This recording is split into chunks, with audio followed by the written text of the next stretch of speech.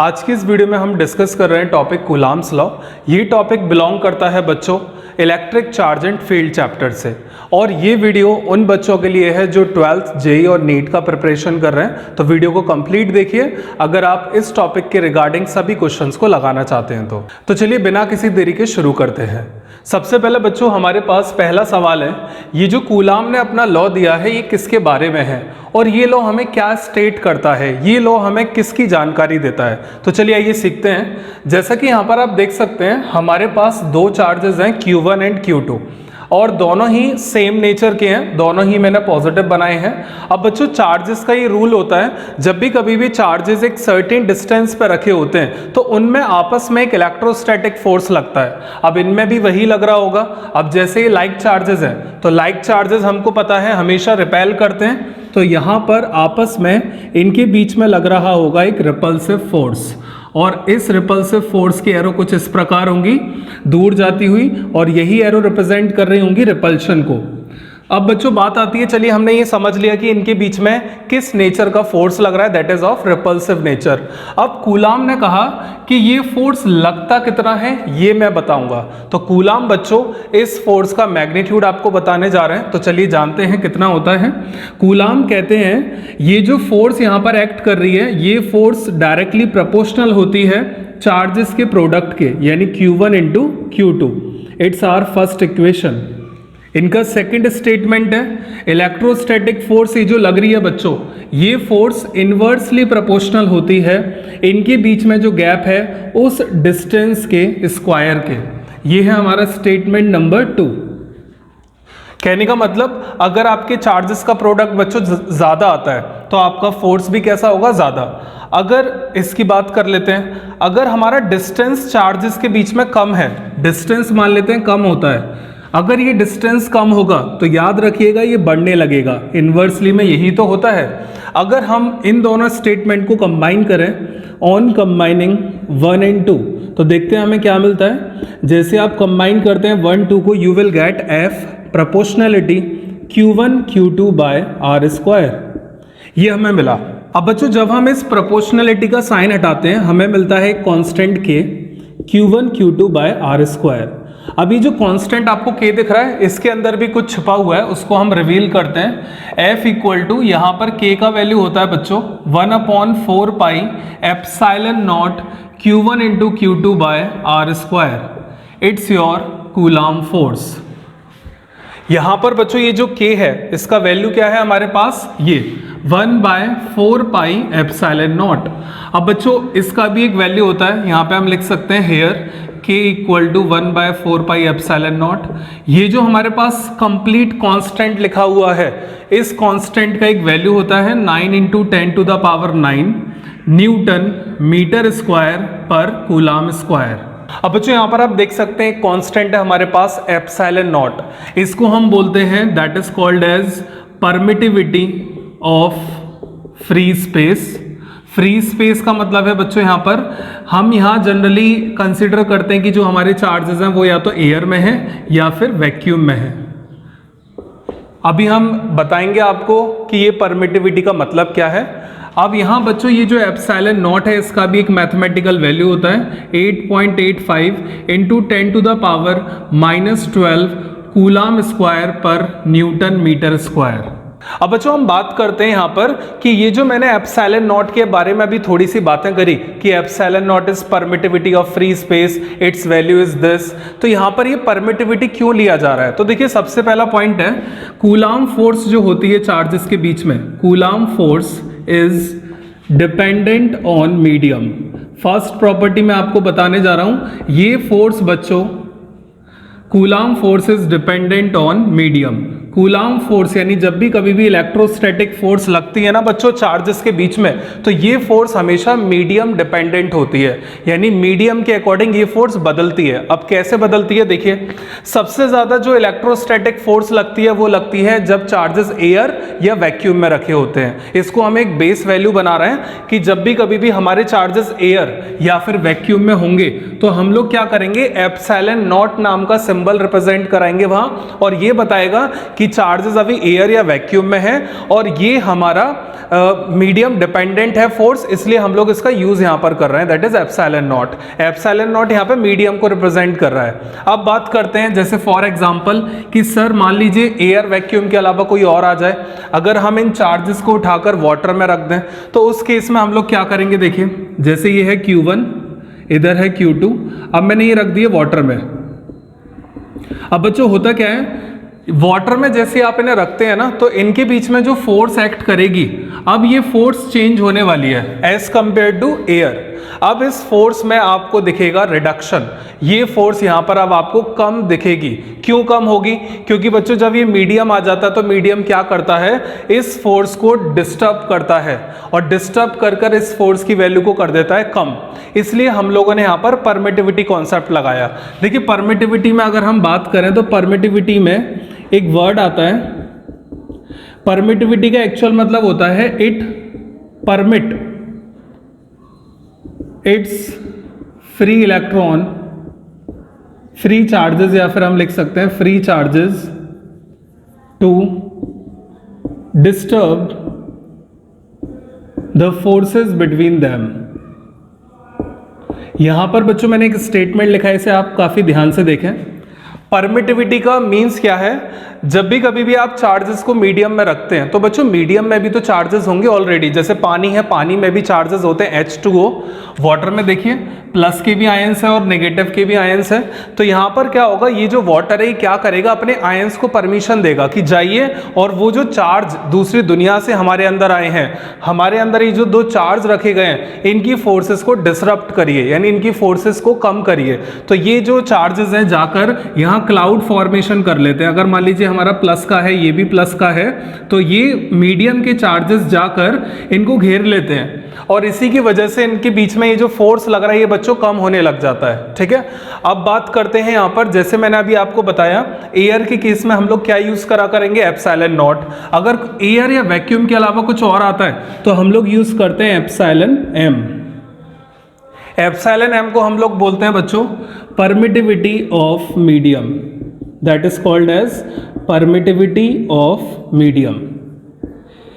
ये आपको ये बताएगा कि जो भी मीडियम है एयर वैक्यूम के अलावा, वो मीडियम कितना टाइम्स फोर्स को कम करेगा with respect to air. Okay, तो आई होप आपको ये बेटा कॉन्सेप्ट क्लियर हुआ होगा कि परमिटिविटी मींस क्या और परमिटिविटी यानी एप्सिलॉन नॉट और एप्सिलॉन एम हमें क्या बताते हैं, राइट। अब यहां पर बच्चों एक बात और बता देते हैं हम आपको, ये हमेशा याद रखिएगा, permittivity of medium is always greater than permittivity of free space. यानी हमारी जो ये मीडियम की परमिटिविटी है ये सबसे ज़्यादा होती है, जिसकी वजह से ये जो फोर्सेस है ना मीडियम में, ये जो फोर्स लग रहा है बच्चों, ये फोर्स ये कम मिलेगा आपको। सबसे ज़्यादा जो फोर्स मिलता है वो एयर में मिलता है चार्जेस के बीच में। इसके अलावा बाकी मीडियम लाइक वाटर, ऑयल, इनमें बदलता रहता है पर कम होता है एज कंपेयर टू एयर और वैक्यूम। तो हम लोग कहेंगे परमिटिविटी मीडियम की कैसी होती है, हमारी हमेशा ज़्यादा होती है। किसके रेस्पेक्ट में? परमिटिविटी ऑफ फ्री स्पेस के रेस्पेक्ट में। जिसकी वजह से क्या होता है, देखिए इसकी वजह से यानी हमारी जो परमिटिविटी है वो इलेक्ट्रोस्टैटिक फोर्स के इन्वर्सली है। अगर आपकी परमिटिविटी हाई है तो ये फोर्स कैसी हो जाएगी, कम। चार्जेस के बीच में फोर्स हो जाएगी कम, क्योंकि मीडियम अगर बच्चों ज़्यादा कैरी करता है फ्री चार्जेस तो उसकी वजह से ये फोर्स और ज़्यादा कम होगी, और इसका कम होना यानी परमिटिविटी का हाई होना। तो यहाँ पर हम इस तरीके से भी लिख सकते हैं, फोर्स जो है हमारी मीडियम के अंदर कम आती है as compare to force in air और वैक्यूम। तो आप लोग ये स्टेटमेंट बहुत ध्यान से याद करेंगे, permittivity of any medium, but किसको छोड़कर, एयर वैक्यूम को छोड़कर हमेशा ज़्यादा बैठने वाली है with respect to this.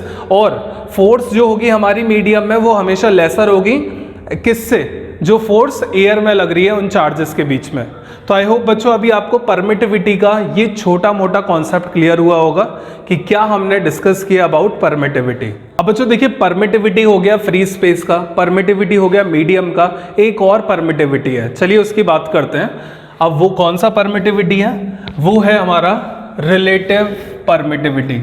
Let's get to know what is relative permittivity. अब बच्चों रिलेटिव परमिटिविटी और it is also called as dielectric constant. इसको अब हम समझते हैं। देखिए रिलेटिव परमिटिविटी का बच्चों सिंबल है एप्सिलॉन आर, और डाइलेक्ट्रिक कांस्टेंट के लिए हम लोग सिंबल यूज करते हैं जनरली के। ये दोनों एक ही बातें हैं यहाँ पर। अब ये रिलेटिव परमिटिविटी क्या होता है इसके बारे में थोड़ा सा आइडिया लेते हैं। रिलेटिव परमिटिविटी बच्चों एक रेशो होता है किस किस का, permittivity of medium divided by permittivity of free space. यानी ये जो रिलेटिव परमिटिविटी है इसके नाम में आ रहा है रिलेशन, यानी रिलेटिव परमिटिविटी बच्चों एक रिलेशन बाइंड अप करता है। ये हमें ये बताता है कि किसी भी मीडियम में जो इलेक्ट्रोस्टैटिक फोर्स है वो कितना टाइम्स कम हुई है विद रिस्पेक्ट टू एयर या फ्री स्पेस। ये हमें आइडिया देता है कौन, रिलेटिव परमिटिविटी। तो यहां पर जैसे फॉर एग्जांपल हम लोग अगर बोलें suppose water has dielectric constant 81, या फिर इसको आप ऐसे भी लिख सकते हैं वाटर हैज रिलेटिव परमिटिविटी 81। अब आप कहेंगे सर यूनिट तो लगाइए परमिटिविटी का, आपने देखिए वहां लिखा है, कहाँ है unit, this one this side. आप सर यहां क्यों नहीं मेंशन कर रहे हैं? बेटा इस बार ये परमिटिविटी कौन सी है, रिलेटिव। ये कौन सी है, फ्री स्पेस की। रिलेटिव परमिटिविटी की याद रखिएगा no unit, it's a unitless. क्यों सर? क्योंकि बेटा ऊपर और नीचे न्यूमरेटर और डिनोमिनेटर में आप देख सकते हैं परमिटिविटी आ रहा है, दोनों का यूनिट कैंसिल होगा, दैट बिकम यूनिटलेस। अब जैसे मैंने बोला सपोज करिए वाटर के लिए परमिटिविटी, रिलेटिव परमिटिविटी कितना है, 81। अब इसका मतलब क्या होता है, थोड़ा सा सेंस लगाते हैं, ठीक है। अब देखिए 81 का मीन्स है बच्चों, जब भी कभी भी हम चार्जेस को एयर से उठाकर वाटर में रखते हैं तो वाटर जो है 81 टाइम्स उस फोर्स को कम कर देता है। कम, कभी बढ़ाने का मत सोचिएगा, मीडियम हमेशा बच्चों कम करता है फोर्स को, ठीक है। तो मैंने क्या बोला, किसी भी मीडियम की अगर आपको रिलेटिव परमिटिविटी दी हुई है तो वो ये बताती है सिर्फ और सिर्फ कि वो जो फोर्स लग रही थी चार्जेस के बीच में एयर में, वो इतना टाइम्स डिडक्ट हो जाएगी अगर वो उस मीडियम में रखी गई तो। जैसे मैंने वाटर का लिखा 81, तो आप क्या आइडिया लगाएंगे, वाटर में चार्जेस के बीच की फोर्स 81 टाइम्स डिडक्ट हो गई है। तो ये है बच्चों रिलेटिव परमिटिविटी का कॉन्सेप्ट। अब देखिए बच्चों इस पे एक छोटा मोटा क्वेश्चन कर लेते हैं। क्वेश्चन है find permittivity of water if relative permittivity is 81। ये क्वेश्चन है, मान लीजिए आपसे बोला है वाटर की परमिटिविटी बताओ, अगर रिलेटिव परमिटिविटी 81 है तो सिंपल है, आप लोग क्या करेंगे, वाटर एक मीडियम है तो आप लोग लिखिए एप्सिलॉन आर का formula epsilon m upon epsilon naught. आपसे बेटा ये पूछ रहे हैं मीडियम की परमिटिविटी, मीडियम वाटर है तो एप्सिलॉन एम कितना आ जाएगा, epsilon R into epsilon naught. Epsilon R कितना है हमारे पास, relative, that is 81। Epsilon naught आपको पता है क्या, एप्सिलॉन नॉट देखिए ये रहा 8.85 इंटू 10 टू द पावर -12। ये आप इसका प्रोडक्ट करिएगा, यू विल गेट आंसर। अब बात करते हैं सर यहाँ यूनिट लगाई जाएगी क्या, आप लोग बताइए। बिल्कुल बेटा यूनिट यहाँ पे आप लगाएंगे, दैट इज कूलम स्क्वायर पर न्यूटन मीटर स्क्वायर। इसलिए लगाएंगे, क्यों लगाएंगे, देखिए क्योंकि इस बार बेटा आपने रिलेटिव नहीं निकाला, आपने मीडियम का निकाला है परमिटिविटी, और मीडियम की परमिटिविटी का तो यूनिट होता है। यही आपके जो क्रॉस क्वेश्चंस बनते हैं ना बच्चों, यही आपको क्लियर करने हैं, ठीक है, तब जाकर आपके लिए सब्जेक्ट बहुत आसान हो जाएगा। अब बच्चों हमारा नेक्स्ट टॉपिक है सुपरपोजिशन प्रिंसिपल। अब देखिए सुपरपोजिशन प्रिंसिपल ऑफ चार्जेस क्या होता है। इसमें कुछ ऐसा होता है बच्चों, एक चार्ज को कई सारे चार्ज घेर लेते हैं और वो कई सारे चार्ज मिलकर उस एक चार्ज पे लगाते हैं इलेक्ट्रोस्टैटिक फोर्स। अभी आप देख सकते हैं ये हमारा एक चार्ज Q0 है। अब ये चार्ज इन चार्जेस के अराउंड रखा हुआ है, देखिए Q1, Q2, Q3 up to Qn, सभी पॉजिटिव मैंने कंसिडर किए हुए हैं। अब यहाँ पर क्या होता है, जब कई सारे चार्जेस मिलकर किसी एक चार्ज पे फोर्स लगाते हैं तो उस नेट फोर्स को निकालना, उस टोटल फोर्स को निकालना इज कॉल्ड सुपरपोजिशन प्रिंसिपल। जैसे कि Q0 चार्ज यहाँ रखा हुआ है, इधर Q1 है, सेपरेशन मान लेते हैं R1, Q0 से Q2 का कंसिडर कर लेते हैं R2, इधर का कंसिडर कर लेते हैं हम लोग R3, और इधर का हम लोग कंसिडर कर रहे हैं Rn। अब बच्चों देखिए ये भी इस पर फोर्स लगाने योग्य है, ये सभी लगा सकते हैं इस पर फोर्स। अब हम लोग 1 बाय 1 सभी की फोर्सेस ड्रॉ करते हैं, प्लस प्लस रिपल्शन, इनको फिक्स कर दीजिए, ये मूवेबल है, प्लस प्लस रिपल्शन, तो इस पर लगेगी रिपल्सिव फोर्स और ये भागेगा किधर बच्चों, along the line of R1, इस तरीके से, दैट इज F1। अब बात करते हैं Q2 की, देखिए दोनों अगेन प्लस हैं बच्चों, plus plus repulsion again along the line of R2, F2, ये भी along the line of R3, F3, and this one Fn।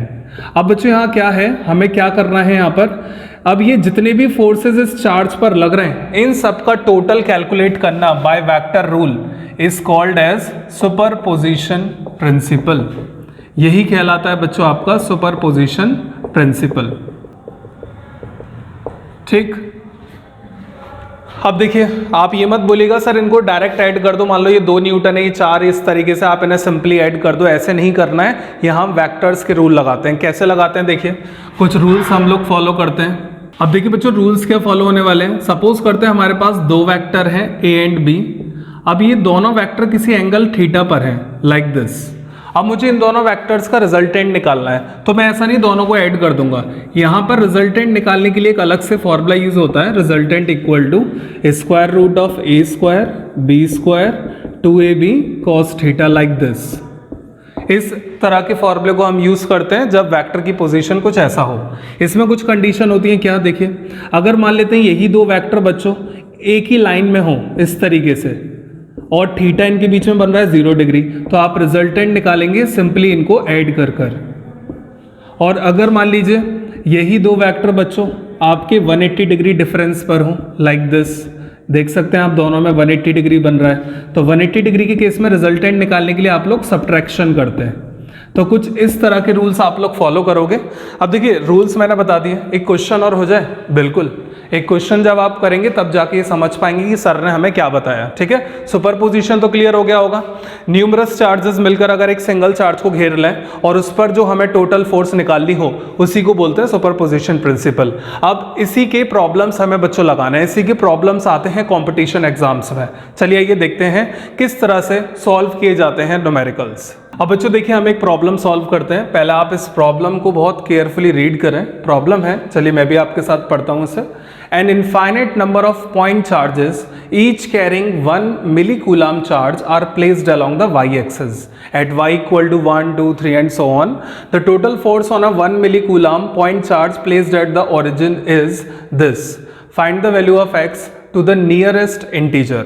अब देखिए बच्चों क्वेश्चन क्या कह रहा है, आप थोड़ा बहुत समझ रहे होंगे।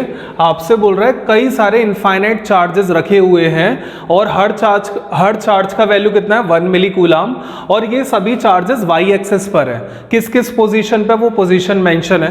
तो हम लोग क्या करते हैं, एक रफली डायग्राम बना लेते हैं इस तरीके से। अब आपसे बोल रहे हैं जैसे कि a किधर है, y इक्वल टू 1 पर रखा हुआ है इधर एक चार्ज, y इक्वल टू 2 पर भी रखा हुआ है इधर एक चार्ज, y इक्वल टू 3 पर भी है बच्चों एक चार्ज, और हर चार्ज की वैल्यू कितनी है, प्लस का 1 millicoulomb like this. Each and every charge carry a magnitude of 1 millicoulomb, और ये इस तरीके से बच्चों चलता जा रहा है ऊपर। अब आपसे बोल रहे हैं एक ओरिजिन पर भी, यानी ये जो हमारा ओरिजिन है यहाँ पर भी एक 1 मिलीकूलम का चार्ज रखा हुआ है, ऑब्वियस सी बात है प्लस का ही होगा। तो आप लोगों से पूछा ये जो टोटल फोर्स, यानी इस पर जो टोटल फोर्स लगती है बच्चों वो इतनी है। तो बताइए ये x जो यहाँ पर लिखा है इसका वैल्यू क्या है, ये है कुछ क्वेश्चन। अब देखिए काफी अच्छा क्वेश्चन है, चलिए ट्राई करते हैं इसे। यहाँ पर क्या किया जाएगा बच्चों, पहले आप स्केच समझ गए, डायग्राम सबको समझ में आ गया। अब हम लोग क्या करते हैं, आप इस क्वेश्चन में इसकी बात हो रही है कि जो ओरिजिन पे रखा है ना उस पर टोटल फोर्स दी है। तो हम क्या करते हैं, पहले इस ओरिजिन पर रखे हुए चार्ज पर टोटल फोर्स निकालते हैं। कैसे, इस चार्ज पर हम लोग पहले एरो बनाते हैं। देखिए ये जो y इक्वल टू 1 डिस्टेंस पे ये प्लस 1 मिलीकूलम जो रखा है वो इस पर बच्चों फोर्स लगा सकता है जो ओरिजिन पे, और प्लस प्लस में रिपल्शन। तो आपने एक एरो दिखा दी, रिपल्सिव एरो, फर्स्ट चार्ज की वजह से कुछ ऐसे, ठीक है। सेकंड वाला भी क्या करेगा, इस पर रिपल्सिव फोर्स लगाएगा। इधर से बना देते हैं एक और एरो, सभी एरो इस तरीके से आएंगी। थर्ड भी रिपल्सिव लाइक दिस, और जितनी भी चार्जेस हैं सबकी एरो डाउनवर्ड ही जाने वाली है। अब आप लोग ध्यान से सुनिएगा, अभी मैंने लिटिल वाइल बैक आपको एक कॉन्सेप्ट पढ़ाया वेक्टर लॉ का। जब बच्चों फोर्सेस के एरो 0 डिग्री पर हो, क्या ये सभी 0 डिग्री पर है, कोई एंगल क्रिएट नहीं कर रहे, तो थीटा कितना है यहाँ 0 डिग्री। तो बच्चों जब सभी फोर्सेस 0 डिग्री पर होते हैं तो उनको सिंपली हम लोग ऐड करते हैं। तो यहाँ पर इस फोर्स को F1 नाम दे दीजिए, इसको F2, इसको F3 एंड सो ऑन। तो आप लोग क्या करेंगे, इस कंडीशन में सभी को ऐड कर दीजिए। तो हम लिखते हैं F total equal to F1, जैसे सिंपल एडिशन करते हैं like this, F3 up to Fn, ठीक है। ये इनफाइनाइट है बच्चों, तो अप टू इनफाइनाइट चलेगा ये, आप देख सकते हैं क्वेश्चन में मेंशन होगा। प्लेस्ड अलोंग, देखिए अप टू इनफाइनाइट, ठीक है। अब क्या करते हैं हम लोग, फोर्सेस निकालते हैं। कूलाम फोर्स F1 का मतलब इस चार्ज ने जो इस पर फोर्स लगाई, तो कूलाम के अकॉर्डिंग क्या होता है कि Q1 इंटू Q2 यानी 1 मिली coulomb into 1 milli coulomb divided by क्या लेते हैं आप बच्चों, सेपरेशन कितना है ये 1 प्लस के, फिर वापस आ जाइए 1 मिली कूलाम इंटू 1 मिली कूलाम अपॉन, बच्चों यहां से यहां तक का गैप कितना है 2 यूनिट, 2 का स्क्वायर। ऐसे ही यहां पर आप देख सकते हैं एक और हम लिख लेंगे K into 1 milli coulomb into 1 milli coulomb divided by यहां से यहां तक का gap 3 up to infinite. I hope इतना आपको क्लियर हुआ होगा। अब यहां पर हम क्या करते हैं, के को तो हम कॉमन ले लेते हैं, ठीक है। 1 मिली कूलाम है ये, 2 बार 1 मिली कूलाम है, तो हम इसको लिख सकते हैं 1 मिली कूलाम का होल स्क्वायर। देखिए इसको भी कॉमन ले सकते हैं आप। आपके पास कितना बचेगा 1 अपॉन 1 यानी 1 का स्क्वायर, 1 अपॉन, डायरेक्ट चलिए स्क्वायर ओपन कर लेते हैं, 1 अपॉन 1, 1 अपॉन 4, 1 अपॉन 1 को 1 लिख दे डायरेक्ट, 1 प्लस 1/4 ये हो जाएगा 1/9 अप टू इनफाइनाइट। तो ये आप देख सकते हैं यहां तक हम लोग पहुंच गए हैं टोटल फोर्स के केस में। अब देखिए k का वैल्यू आप जानते ही हैं 9 इंटू 10 की पावर 9 होता है। मिली कूलाम को कूलाम में बदलिए 10 की पावर -3 का होल स्क्वायर। अब बच्चों इधर ध्यान दीजिए, ये एक है इनफाइनाइट सीरीज, सम के साथ रिप्रेजेंट हो रही है सीरीज। इसमें आप देख सकते हैं 1 प्लस 1/4 प्लस 1/9, और जब ऐसी सीरीज होती है तो हमें आइडेंटिफाई करना होता है ये सीरीज है कौन सी सीरीज, ये एपी है या जीपी है। एपी में क्या होता है, अर्थमेटिक प्रोग्रेशन सीरीज में क्या होता है बच्चों, कॉमन डिफरेंस सेम आना चाहिए, कॉमन डिफरेंस सेम। और अगर हमारे पास ये जीपी हुई ज्योमेट्रिक प्रोग्रेशन सीरीज, तो उसके लिए क्या होना चाहिए, कॉमन रेशो सेम आना चाहिए। अब चलिए चेक करते हैं क्या सेम आता है यहाँ पर। अब चलिए ये बच्चों चेक करते हैं, ये जो आपके सामने सीरीज है ये एपी है या जीपी। तो सबसे पहले हम डिफरेंस चेक करते हैं, सेकंड का फर्स्ट से सब्ट्रैक्ट कर अगर मैं 1/4 -1 करूं बच्चों, तो आप देख सकते हैं ये आपको मिलेगा माइनस का 3/4, यानी फर्स्ट 2 नंबर का डिफरेंस -3/4। अब आप नेक्स्ट 2 लीजिए 1/4 माइनस 1/9। अब आप इसको सॉल्व करके देखिए जरा, ये 4 इंटू 9 शॉर्ट में कर लेते हैं, यहाँ आ जाएगा 9 माइनस 4, यू विल गेट 5/36। देखिए डिफरेंस आ गया, यानी सेम तो नहीं आ रहा है। अगर ये डिफरेंस बच्चों सेम नहीं आ रहा है तो it's not a AP, arithmetic progression ये नहीं है। अब जीपी का ट्रायल लेते हैं। जीपी के ट्रायल में देखिए क्या होता है बेटा, जीपी के ट्रायल में कॉमन रेशो सेम होना चाहिए। ये हमारा फर्स्ट टर्म कहलाता है बच्चों, पहला term first term, this is your first term, और इसके आगे बाकी के टर्म्स आ रहे हैं। कॉमन रेशो कैसे लेते हैं, जो इसके बाद वाला है, फर्स्ट टर्म के बाद वाला है, पहले वो लिखिए, इसको डिवाइड करिए इसके प्रीवियस नंबर से, तो कितना आने वाला है 1/4। अब इधर चेक करते हैं। अब देखिए यहाँ पर बच्चों एक छोटा सा एरर हो गया क्वेश्चन में, यहाँ पर सीरीज है 1 2 4 8 like this and so on, ठीक है। तो यहाँ पर चेंज करिएगा 1 2, यहाँ पर क्या आएगा 4, तो यहाँ पर भी चेंज हो जाएगा 1 2, इधर 3 की जगह 4, और 4 का स्क्वायर कितना मिलने वाला है आपको 16, राइट। अब देखिए रेशो लेना है, इसका रेशो मैंने बता ही दिया, 1/16 और 1/4 का रेशो लेते हैं, शफलिंग आप करिए, यू विल अगेन गेट 1/4। तो इस वक्त आपको पता लगा इस सीरीज में कॉमन रेशो सेम आ रहा है, और अगर बच्चों इस सीरीज का कॉमन रेशो सेम है, it means it is a GP. तो हमें यह पता लग गया है कि ये सीरीज हमारे पास है एक geometric progression series, it's a GP. अब आप लोग क्या करेंगे, जब भी कभी भी जीपी सीरीज का सम हमें करना होता है अप टू इनफाइनाइट, इसके लिए एक फॉर्मूला होता है a/1 - r। इस फॉर्मूले का यूज करके बच्चों आप लोग किसी भी इनफाइनाइट जीपी सीरीज को का सम निकाल सकते हैं। अब a है यहाँ पे फर्स्ट टर्म, और r है हमारे पास बेटा common ratio, it's a common ratio. अब हम लोग क्या करते हैं, इधर फॉर्मूला पुट करते हैं, ये फर्स्ट टर्म है that is 1 upon 1 minus r है कॉमन रेशो, कॉमन रेशो कितना आ चुका है 1/4। अब इसे सॉल्व कर लेते हैं। देखिए ये हो जाएगा 9 1 = 9, इसका पहले हमें स्क्वायर करना पड़ेगा 10 की पावर 9, ये हो जाएगा 10 की पावर -6।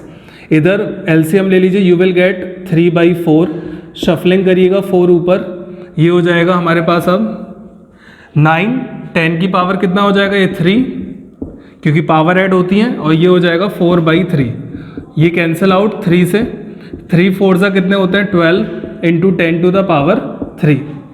अब बच्चों ध्यान से देखिएगा, आपको टोटल फोर्स तो एक्चुअल में दी थी ना x इंटू 10 की पावर 3, ये हमारी टोटल फोर्स आ रही है इस चार्ज पर। कंपेयर करिए जरा, अगर मैं इसे कंपेयर करूं तो देखिए x की जगह यहां पर क्या आना चाहिए 12, तो आपका आंसर हो गया हेयर x इक्वल टू 12। तो इस तरीके से हमने सुपरपोजिशन प्रिंसिपल लगाते हुए इस क्वेश्चन को सॉल्व किया। काफी अच्छा क्वेश्चन था, series based question. I hope आपको ये क्लियर हुआ होगा। तो बच्चों आज के लिए हम इतना ही रखते हैं, अब हम आपसे मिलते हैं अपने नेक्स्ट लेक्चर में। तब तक के लिए पढ़ते रहिए, जो भी डाउट हो आप हमें कमेंट करके पूछ सकते हैं। Thank you for today's class.